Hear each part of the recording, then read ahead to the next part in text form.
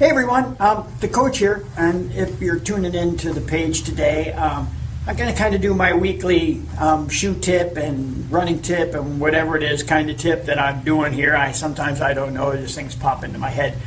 You know, yesterday I had a customer come in the store, and she said to me, do you have the Brooks Adrenaline? And I said, yeah, I have the Brooks Adrenaline. And she said, okay, I need a pair in such and such a size. And I said, well, let's take a look at your foot. I said, why the Brooks Adrenaline? And she said, well, I've been running into Brooks Adrenaline for 15 years. And I went, really? And I pulled out my iPad, which is what I'm on here right now. And I said, did you have one of these 15 years ago? And she laughed and said, no. And I pulled out my iPhone and I showed it to her. And I said, did you have one of these or a version of a smartphone 15 years ago? And she said, well, no. I said, and today when you go home, do you have a landline in your house with a telephone, or do you use this phone? Or do you have a desktop computer at home that connects by dial-up somewhere? And she laughed. She said, no. And so through all that, what I was trying to make to her, the point is, the industry has changed. And people need to keep up with the changes of the industry. I think there are too many people out there who get locked into the old-style footwear because it may or may not have, it may have been working for them for this period of time, but it really may not have been working for them this period of time. Look, the industry has changed drastically. You know, in the early 2000s, we started talking, there was the big barefoot craze going on in this country. And the thing about the barefoot craze was, ludicrous as it is to me, for people to run without shoes on. What we learned in the barefoot phase of training is that, you know what? We've taken a nation and we have them running incorrectly. And we have them running incorrectly because of the shoes that we had them running in. You know, when Nike came around in the late 60s, early 70s, and started raising the heel of a shoe in order to get walkers into running shoes, it completely changed industry. And along with that, changed the gait. Look, old timers like me, we were running in flat shoes, you know, our entire life, and because we were running in flat shoes, we were running with good form. And I think it's incumbent upon the shoe industry, people who are in the shoe industry, to start talking to people more about these changes. It seems we've gotten away from talking about these changes in the shoe industry that started in the early 2000s. You know, the barefoot craze came along. People went crazy, said, oh, I need to be running barefoot. And there was this little guy in Boulder, Colorado, Danny Abshire, who had this idea that, you know what, we need to be running with better form, but yes, we do need to be running with our foot in a better anatomically correct position. And thusly, Newton came out with what was then the premier 4mm drop shoe, and eventually started gaining more and more and more market share because Danny really believed in this product. And a lot of us joined Newton. I was one of the people who joined Newton in the early stages of the company to help sell the idea that people need to be running with better form. In order to run with better form, they need to get out of these shoes with heavy heels and higher drops that are repositioning the body into bad positions, taking the hips out of line and the spine out of line. Thusly, people thought, oh, this is crazy, no one to do that. A lot of shoe companies didn't want to jump on it, and no one did, but Danny and Newton made a big surge into the marketplace. Eventually, they got to a point where they pretty much owned the triathlon industry. Well, that was great. Now some other company said, well, maybe this is the way to go. So along came another newcomer that no one ever heard of, and that was ultra running. And ultra said, you know what, if we're going to be anatomically correct, let's be completely anatomically correct, and let's go to a zero drop shoe with your toes able to do this in the front by making a foot shape. Again, people looked at that shoe and said, oh my God, this is crazy, it'll never last. Why would I ever put something like that on my foot when I can have my Brooks Adrenaline, or I can have my Saucony Kinbar, or I can have my Asics whatever? Well, guess what? Here today, 6 years later, Ultra is a $30 million company. And they're a $30 million company because they stuck to a belief that we need to be more anatomically correct, and we need to have our foot and our body performance all working in harmony. Because when it comes down to it, that's what it's all about. It doesn't matter what the name of the shoe is. It doesn't matter how long it's been around.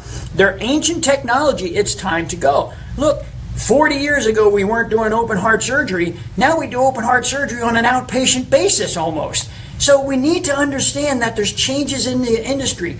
There's innovations in the industry. The standard guys who've been around forever, the Asics, the Brooks, the Nikes, that some of them aren't keeping up with what's going on in the industry. A lot of stores aren't telling you, hey, let's look at what you really need to do with your foot. I can't tell you the countless people who come in here with orthotics who don't need orthotics.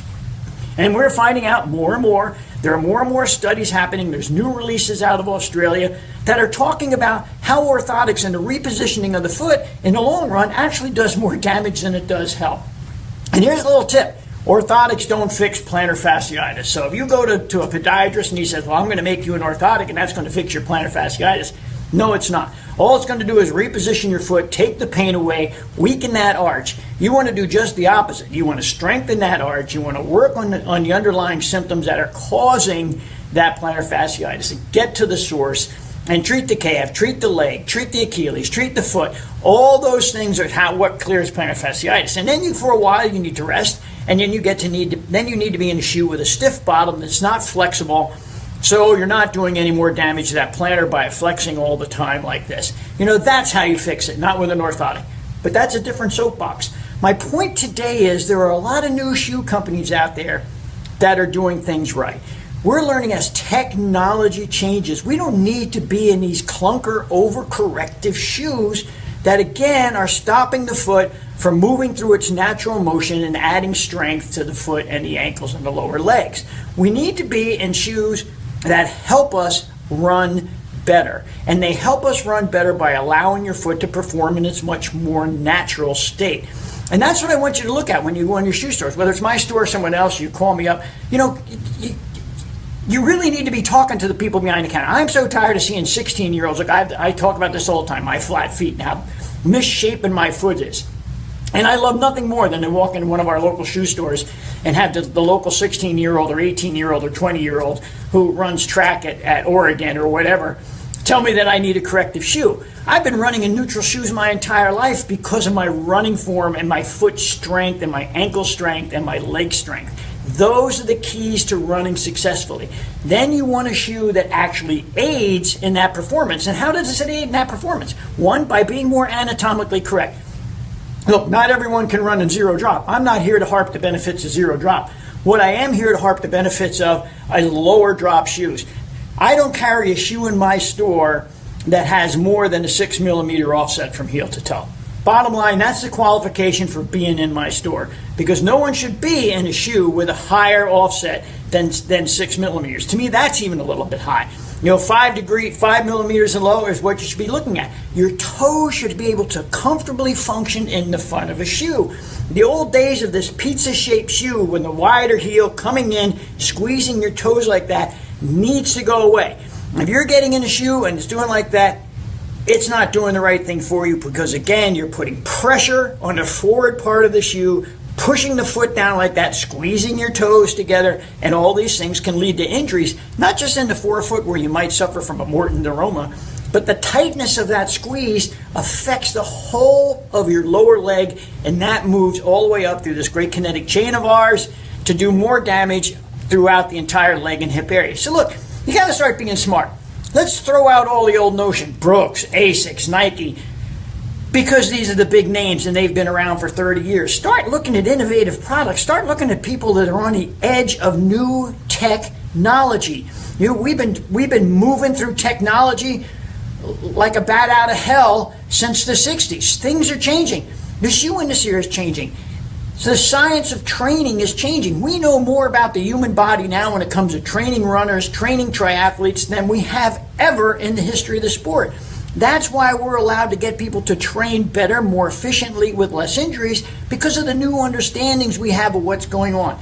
It starts with your feet if you're a runner or a triathlete or an ultra runner. You need to make the right decisions. You need to make informed decisions. And the only way you can make those informed decisions is by having the conversation with the guy at the shoe store. Don't let him say to you, your foot needs an overcorrective shoe. Oh my God, you're an overpronator. I'm really not even sure what that word means, because it's not in the dictionary. We don't even have a quantitative measure for overpronation. There's never been one proven independent study that says there's a quantitative measure for overpronation. Foot strength is what you should be looking at. Natural foot performance is what you should be looking at. You should be measuring, and your shoe store should be measuring what your foot is doing in its most natural state, barefoot, and then they should put it in a shoe, and they should see if there's any change when you get that shoe in your foot. Have them do an evaluation. If they're not capable of doing an evaluation, you know what? They should not be in this business. That's the bottom line.